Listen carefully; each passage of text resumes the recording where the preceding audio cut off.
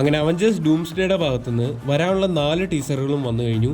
ഇനി നമുക്കൊരു ട്രെയിലറും കൂടിയാണ് ഈ ഒരു സിനിമയുടെ ഭാഗത്തുനിന്ന് കിട്ടാനുള്ളത്.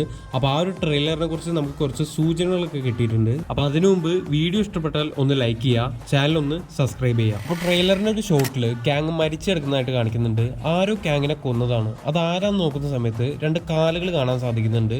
അപ്പോൾ അത് ആരാന്ന് നോക്കുമ്പോൾ മറ്റാരും തന്നെയല്ല, അത് ഡോക്ടർ ഡൂം ആയിരുന്നു. നമുക്കറിയാം മാർവൽ ആദ്യം പ്ലാൻ ചെയ്തിട്ടുണ്ടായിരുന്നത് അവഞ്ചേഴ്സ് ക്യാങ് ഡൈനാസ്റ്റി ആയിരുന്നു. ക്യാങ്ങിനെ ആയിരുന്നു മാർവൽ മൾട്ടിവേഴ്സിലെ മെയിൻ വില്ലനായിട്ട് കണ്ടിട്ടുണ്ടായിരുന്നത്. പക്ഷെ ഓൾറെഡി മാർവലിലെ കുറെ സിനിമകളിലും സീരീസുകളിലും ക്യാങ് ആയിട്ട് വന്നിട്ടുണ്ടായിരുന്ന ജൊനാഥൻ മേജേഴ്സിന്റെ പേരിൽ ഒരു കേസ് ഉണ്ടായതുകൊണ്ടാണ് മാർവൽ പ്ലാൻ മൊത്തം മാറ്റി RDJനെ ഡോക്ടർ ഡൂം ആക്കിയത്. പക്ഷെ ഇപ്പോൾ ജൊനാഥൻ മേജേഴ്സിന്റെ പേരിലുള്ള കേസൊക്കെ മാറിയിട്ടുണ്ട്.